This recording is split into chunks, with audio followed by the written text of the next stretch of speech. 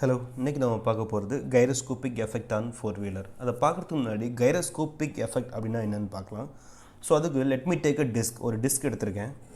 The disk is rotating along one axis with angular velocity of omega. ஒரு disk ஒரு ஆக்சிஸில் rotate ஆகிட்டே இருக்குது with angular velocity of omega. இப்படி rotate ஆகிட்டு இருக்கும்போது அதோட இன்னொரு ஆக்சிஸில், அதாவது ஏற்கனவே ரொட்டேட் ஆகிட்டு இருக்க ஆக்சிஸ்க்கு பெர்பண்டிகுலராக இன்னொரு ஆக்சிஸில் நான் ஒரு ரொட்டேஷன் கொடுத்தேன் அப்படின்னா மூணாவது axis which is perpendicular to both x and y, one rotation will be generated.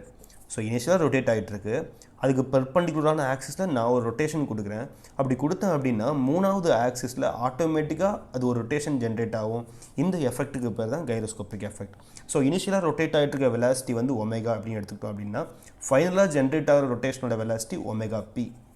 So இந்த எஃபெக்ட்டுக்கு பேர் தான் கைரோஸ்கோபிக் எஃபெக்ட். அண்ட் இதெல்லாம் க்ரியேட் ஆகிற கப்பல் வந்து கைரோஸ்கோபிக் கப்பல் அப்படிம்பாங்க. அதோட ஃபார்முலா என்ன அப்படின்னா C = I omega omega P. ஐங்கிறது மொமெண்ட் ஆஃப் இனர்ஷியா, ஒமேகானா இனிஷியல் ஆங்குலர் வெலாசிட்டி, முதல்ல ரொட்டேட் ஆகிட்டு இருக்குல்ல அந்த ஆங்குலர் வெலாசிட்டி. ஒமேகா பிங்கிறது ப்ரிசிஷன் ஆங்குலர் வெலாசிட்டிம்பாங்க. ஃபைனலாக நமக்கு ஒரு ரொட்டேஷன் கிடைக்குதுல்ல அதோட ஆங்குலர் வெலாசிட்டி. ஸோ இதுக்கு பேர் தான் கைரோஸ்கோபிக் கப்பல் ஃபார்முலா. தென் இந்த கைரோஸ்கோபிக் எஃபெக்ட் வந்து ஃபோர் வீலரில் எப்படி அஃபெக்ட் ஆகுது அப்படிங்கிறத நம்ம பார்க்கலாம்.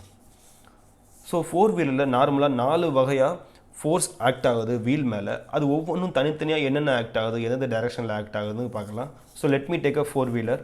இது இருக்குன்னா இது ஃப்ரண்ட் சைடு, இது வந்து rear side.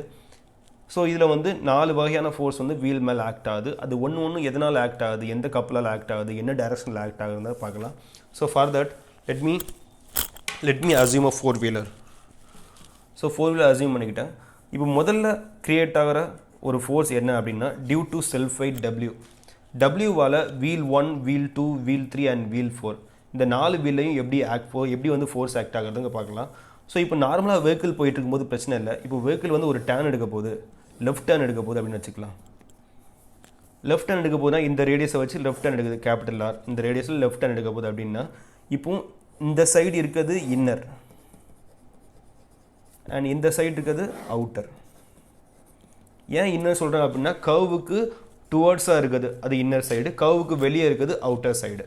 Then wheel number 1 and wheel number 2 and wheel number 3, then wheel number 4. So wheel number 1 and 3 inner சைடில் இருக்கும், வீல் நம்பர் 1 and 3 இன்னர் சைடில்.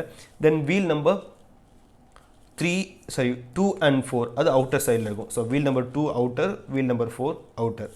தென் ஃப்ரண்ட் என்னெல்லாம் பார்த்தோம்னா 1 and 2 front, 3 and 4 rear. So rear and front. So 1 and 2 front wheels and 3 and 4 rear wheels. So 4 வீல்ஸையும் தனித்தனியாக சொல்லிட்டேன். So first act ஆகிற force வந்து self weight. So self weight act ஆகும்போது அந்த வெஹிக்கிள் எடுத்துக்கோங்க, அதோட சென்டர் ஆஃப் கிராவிட்டிலேருந்து செல்ஃப் வெயிட் எப்பவுமே டவுன்வேர்டாக ஆக்ட் ஆகும். ஸோ ஃபோர்ஸ் டவுன்வேர்டாக ஆக்ட் ஆகுது அப்படின்னா ரியாக்ஷன் வந்து அப்வேர்டாக ஆக்ட் ஆகும். அதாவது ஃபோர்ஸ் ஆக்டிவ் எங்கே இருக்கோ ரியாக்டிவ் அதுக்கு ஆப்போசிட்டில் இருக்கும். ஸோ ஆக்டிவ் வந்து டவுன்வேர்ட் அப்படின்னா ரியாக்டிவ் வந்து அப்வேர்டாக இருக்கும். ஸோ 4 வீல் தான் ரோட்டில் காண்டாக்டில் இருக்கும். ரியாக்ஷன் ஃபோர்ஸ் எப்போவுமே எங்கே இருக்கும் அப்படின்னா எங்கே காண்டாக்ட் ஆகுதோ அந்த பாயிண்ட்டில் தான் ரியாக்ஷன் ஃபோர்ஸ் இருக்கும். ஸோ ஒரு டபிள்யூங்கிறது 4 வீல்லையும் ஈக்குவலாக ஷேர் ஆயிரும். W/4, W/4 and W/4, then W/4. இது எல்லாமே அப்வர்ட் டைரக்ஷனுங்கிறதுனால பாசிட்டிவாக மென்ஷன் பண்ணிக்கலாம். Positive W/4, positive W/4 and positive W/4, then positive W/4. So இப்போ ஒவ்வொரு வீலுக்குமே ரியாக்ஷன் வந்து ஈக்குவலாக ஷேர் ஆகுது, எல்லாமே அப்வர்ட் டைரக்ஷனாக இருக்குது. அப்படிங்கிறதுனால நான் பாசிட்டிவ் மென்ஷன் பண்ணிக்கிட்டேன். தென் செகண்ட் என்ன அப்படின்னா லோட் பி. இந்த லோட் பி எதனால் க்ரியேட் ஆகுது அப்படிங்கிறத பார்க்கலாம். ஸோ ஆக்சுவலாக இதுதான் கார்னு எடுத்துக்கலாம். இந்த கார் வந்து ஸ்ட்ரைட்டாக மூவ் ஆகிட்டே இருக்குது, தென் வந்து கர்வாக மூவ் ஆகுது, கர்வில் டேர்ன் ஆகுது அப்படின்னா சடனாக கர்வ் டேர்ன் பண்ணும்போது பார்த்தீங்க அப்படின்னா இன்னர் வீல் வந்து லிஃப்ட் ஆயிரும், அவுட்டர் வீல் வந்து அப்படியே ரோட்டில் இருக்க மாதிரி இருக்கும். ஸோ இது எதனால் ஃபார்ம் ஆகுது அப்படின்னா the car will try to roll because of gyroscopic effect. அதாவது இன்ஜின் வந்து ஒரு சைடு ரொட்டேட் ஆகிட்டு இருக்கு, ஸ்டியரிங்கை இன்னொரு பக்கம் இங்கே ரொட்டேஷன் கொடுக்குறீங்க. அப்போ கைரோஸ்கோபிக் எஃபெக்ட் என்ன, when there is a rotation in one axis and when again you are going to give a rotation in axis perpendicular to that and then third rotation will be generated. third rotation எது அப்படின்னா இதுதான் third rotation. So 2 rotation இருக்கும்போது 3வது rotation என்ன அப்படின்னா car role ஆகிறது தான். So role ஆகிறதுக்கு ட்ரை பண்ணுது அப்படின்னா அவுட்டர் வீல் லேண்டில் இருக்கும், இன்னர் வீல் வந்து லிஃப்ட் ஆகிருக்கும். ஸோ எப்படி இருக்கும் அப்படின்னா இப்போ காரை பின்னாடி இருந்து பார்க்குறீங்க, இது வந்து இன்னர், அண்ட் இது வந்து அவுட்டர். ரோட்டில் போயிட்டுருக்கு அப்படின்னா சடனாக டேர்ன் வரும்போது அவுட்டர் வீல் வந்து லேண்டில் இருக்கும், இன்னர் வீல் வந்து லிஃப்டாக இருக்கும். அப்படின்னா ஃபோர்ஸ் எங்கே இருக்குது அப்படின்னா அவுட்டர் வீலில் டவுன்வர்ட் டைரக்ஷனில் ஃபோர்ஸ் அப்ளை ஆகுது, இன்னர் வீலில் லிஃப்டிங் ஃபோர்ஸ் அதாவது அப்வர்ட் டைரக்ஷனில் ஆக்ட் ஆகுது. அப்போ ரியாக்ஷன் என்ன டைரக்ஷனில் இருக்கும்? ரியாக்ஷன் வந்து அவுட்டர் வீலில் அப்வர்ட் டைரக்ஷனாக இருக்கும். அதாவது ஃபோர்ஸ் டவுன்வர்ட் அப்படின்னா ரியாக்ஷன் அப்வர்டு, ஃபோர்ஸ் அப்வர்ட் அப்படின்னா ரியாக்ஷன் டவுன்வர்ட். ஸோ இன்னர் வீலில் ரியாக்ஷன் டவுன்வர்டாக இருக்கும், அவுட்டர் வீலில் ரியாக்ஷன் அப்வர்டாக இருக்கும் due to the couple in வீலில் வந்து கைரோஸ்கோபிக் கப்புல் ஃபார்ம் ஆகிறதுனால இந்த மாதிரி ஃபார்ம் ஆகும். இன்னரில் எத்தனை வீல் இருக்குது அப்படின்னா 2 வீல் இருக்குது, அவுட்டரில் எத்தனை வீல் இருக்கும்? 2 வீல் இருக்கும். ஸோ இந்த பியை வந்து பை 2 அண்ட் பியை பை 2வாக ஷேர் பண்ணிக்கும். So P by 2, P by 2, P by 2 and P by 2. ஒரு சைடில் 2 வீல் தான் இருக்கும், ஒரு சைடில் ஒரு பி ஆக்ட் ஆகும், இன்னொரு சைடில் இன்னொரு பி ஆக்ட் ஆகும். ஸோ அந்த ஒரு பியை வந்து 2 வீல் ஷேர் பண்ணிக்கும், இன்னரில் 2 வீல் ஷேர் பண்ணிக்கும், அவுட்டரில் 2 வீல் ஷேர் பண்ணிக்கும். இப்போ இன்னரில் ரியாக்ஷன் டவுன்வர்ட் அப்படிங்கிறனால இன்னரில் நெகட்டிவ் போட்டுக்கணும், அவுட்டரில் பாசிட்டிவ் போட்டுக்கணும். ஸோ அவுட்டர் வீலுக்கு எல்லாமே பாசிட்டிவ் ரியாக்ஷன், இன்னர் வீலுக்கு வந்து நெகட்டிவ் ரியாக்ஷன், ஏன்னா ரியாக்ஷன் வந்து டவுன்வர்ட் டைரக்ஷனாக இருக்குது. ஸோ இது வந்து due to the couple in wheel. இப்போ வந்து இன்னர் அவுட்டர் பார்த்துட்டிங்க. இதே மாதிரி ஃப்ரண்ட் அண்ட் பேக் பார்த்தீங்க அப்படின்னா front and back car move ஆகிட்டு இருக்கு அப்படின்னா டர்ன் பண்ணும்போது ஃப்ரண்ட் வீல் லைட்டாக லிஃப்ட் ஆகும் அண்ட் ரியர் வீல் வந்து லேண்டில் இருக்கும். ஸோ அகைன் காரோட சைட் வியூ எடுத்து பார்த்தீங்க அப்படின்னா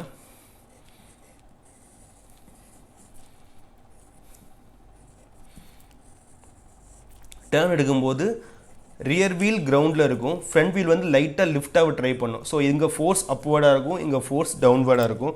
அப்போது ரியாக்ஷன் எப்படி இருக்கும் அப்படின்னா ரியர் வீலில் அப்வர்ட் ரியாக்ஷன் இருக்கும், ஃப்ரண்ட் வீலில் டவுன்வர்ட் ரியாக்ஷன் இருக்கும்.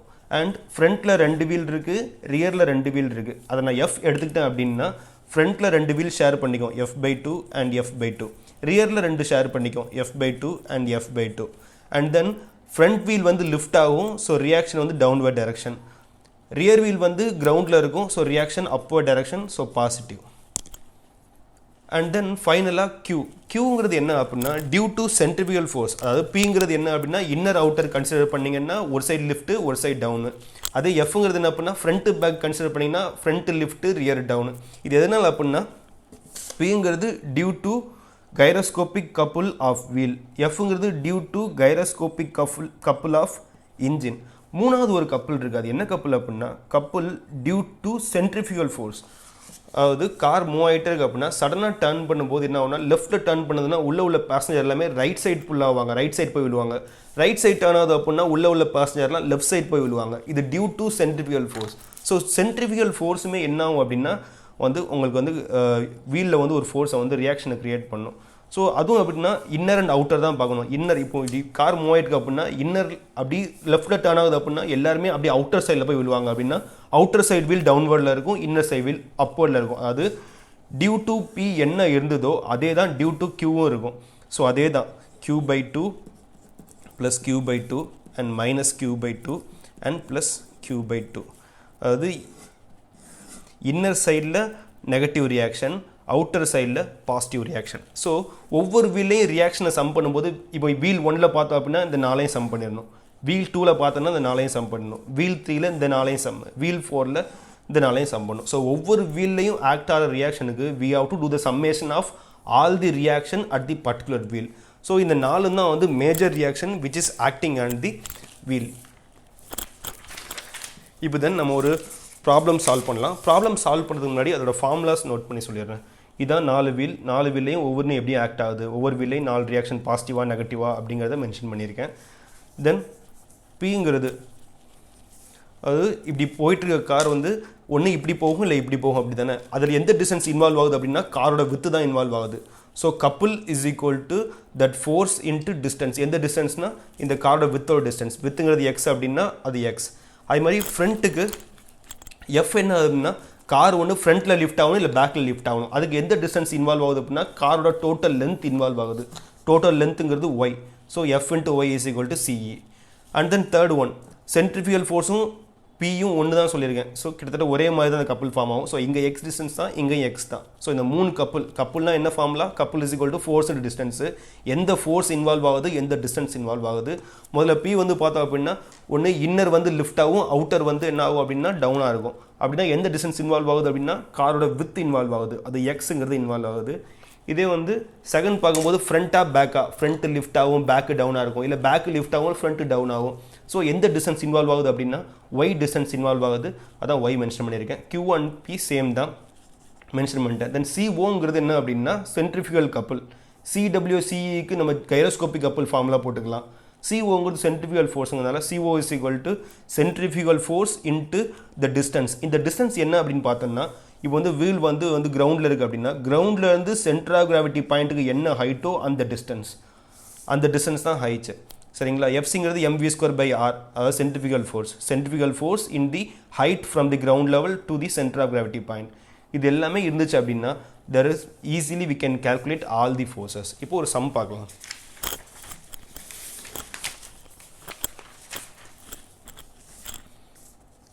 இந்த சம்மில் என்ன கொடுத்துருக்காங்கன்னா காரோட வெயிட் கொடுத்துருக்காங்க 2000 kg, வீல் பேஸ் வந்து 2.5 மீட்டர், அதாவது வீல் பேஸுங்கிறது ரெண்டு வீலோட டோட்டல் டிஸ்டன்ஸு.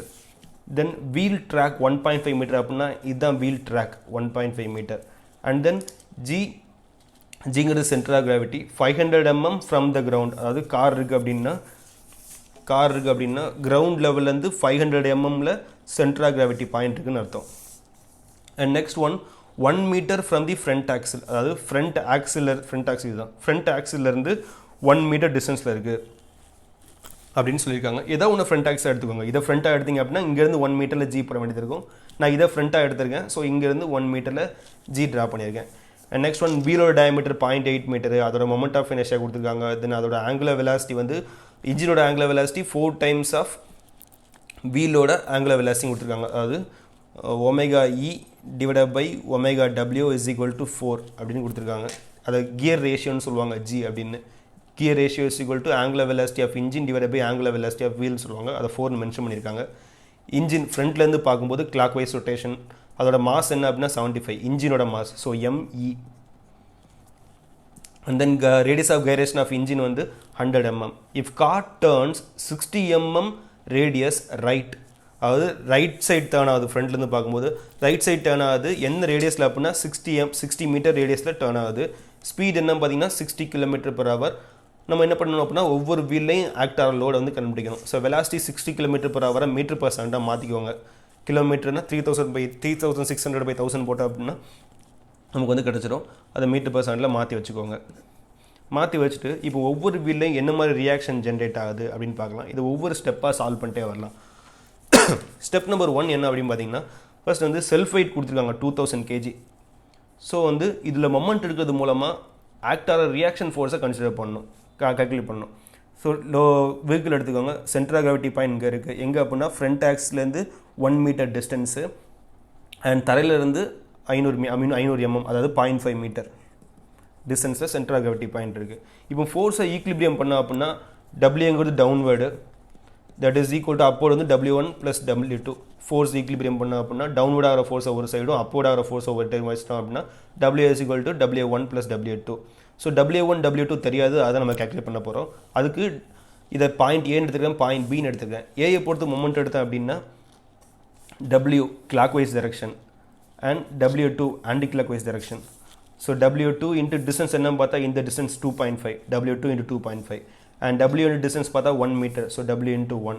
W என்கிறது mass into gravity, mass of the car 2000 kg, gravity வச்சிட்டோம் அப்படின்னா into 1 போட்டோம் அப்படின்னா உனக்கு 19620 வரும். W2 calculate பண்ணோம் அப்படின்னா 7848 Newton. Then W is equal to W2 நம்ம ஆல்ரெடி பார்த்துருக்கோம்.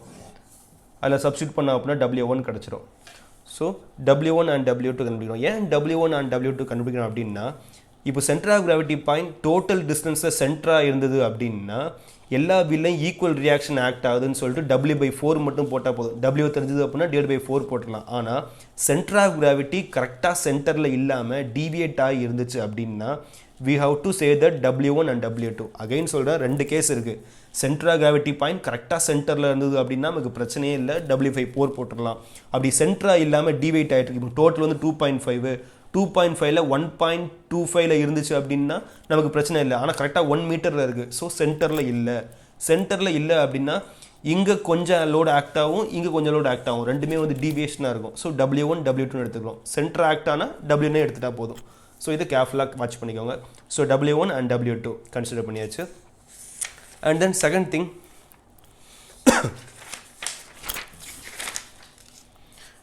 we have to calculate all the couple.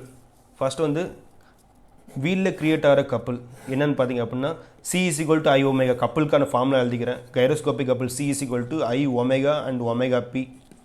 வீலுங்கிறதுனால W mention பண்ணியிருக்கேன், W. சரிங்களா? ஸோ CW கேல்குலேட் பண்ணால் IWங்கிறது moment of inertia of the wheel சம்லே கொடுத்துருக்காங்க. வீல் வந்து 0.8 kg/m², 0.8 kg/m². ஒமேகா பிங்கிறது V/R W. வீலோட ரேடியஸ் போட்டிங்க அப்படின்னா வந்து ஒமேகா V கிடச்சிரும். பிங்கிறது அந்த கருவோட ரேடியஸ் போட்டிங்க அப்படின்னா ஒமேகா P கிடச்சிரும். தென் இங்கே 4 ஏன் போட்டிருக்கா அப்படின்னா 4 வீல்லையுமே கைரோஸ்கோபிக் எஃபெக்ட் இருக்கிறதுனால 4ஆல் மல்டிப்ளை பண்ணியிருக்கேன். So 4 wheels, so we have to multiply with 4. ஐங்கிறது சம்மில் கொடுத்துருக்காங்க. ஒமேகா பினா ஒமேகாங்கிறது எப்போவுமே V/R தான். Angular velocity is equal to linear velocity by radius. வீலோட ரேடியஸ் போட்டோம் அப்படின்னா வீலோட ஆங்குலர் வெலாசிட்டி கிடச்சிரும். தென் ஒமேகா பி அந்த டோட்டல் டர்னோட ரேடியஸ் 60 மீட்டர் போட்டிங்க அப்படின்னா உங்களுக்கு என்ன கிடைக்கும் அப்படின்னா ஒமேகா பி கிடச்சிரும். தென் இது வந்து வீலோட கப்பல் ஓவர். இதே மாதிரி இன்ஜினோட கைரோஸ்கோபிக் கப்பல் பார்க்கும்போது ஒரே ஒரு இன்ஜின் தான் இருக்கும். ஸோ 1 இன்ட்டு தான் இன்ஜினோட மொமெண்ட் ஆஃப் இனர்ஷியா, இன்ஜினோட ஆங்குலர் வெலாசிட்டி, தென் அதோட precession angular velocity. I is equal to mk². Mass of engine, radius of gyration of engine, that is equal to IE. Mass of engine கொடுத்துருக்காங்க 75 kg. Radius of gyration of engine வந்து 100 mm, அதாவது 0.1. So கொடுத்துக்க அப்படின்னா 75 kg 0.1² into ஜிங்கிறது என்ன அப்படின்னா that omega E by omega W is equal to G. அது சம்மில் 4ன்னு கொடுத்துருக்காங்க. So omega E is equal to 4 into omega W, அதான் போட்டிருக்கேன். 4 into omega W into omega Pங்கிறது V/R. சப்ஸ்டிட் பண்ணோம் அப்படின்னா நமக்கு எனக்கு CE கிடச்சிரும். ஸோ வீலோட கைரோஸ்கோபிக் கப்பல் கிடச்சிரும், இன்ஜினோட கைரோஸ்கோபிக் கப்பல் கிடச்சிரும்.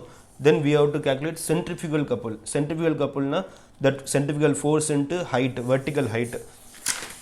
இப்போ கார் எடுத்துட்டிங்க அப்படின்னா 1 minute. இதான் கார் எடுத்துட்டிங்க அப்படின்னா காரோட ஹைட் சென்டர் ஆஃப் கிராவிட்டி பாயிண்ட்லேருந்து கிரவுண்ட் லெவலுக்குள்ள ஹைட்டு தான் வந்து ஹைட்ஸ்ன்னு சொல்லுவாங்க. That is heights. அந்த ஹச் வேல்யூ தான் இது.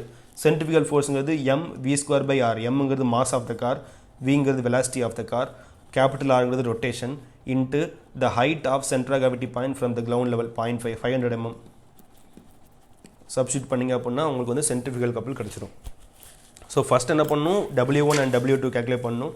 W1 and W2 கேல்குலேட் பண்ணி முடிச்சதுக்கப்புறம் என்ன கேல்குலேட் பண்ணால் ஒவ்வொரு கப்பலாக கைரோஸ்கோபிக் கப்பல் அண்ட் வீலு, கைரோஸ்கோபிக் கப்பல் அண்ட் இன்ஜினு, தென் சென்ட்ரிஃபியூகல் கப்பல், இது எல்லாமே வந்து கேல்குலேட் பண்ண வேண்டியது இருக்கும்.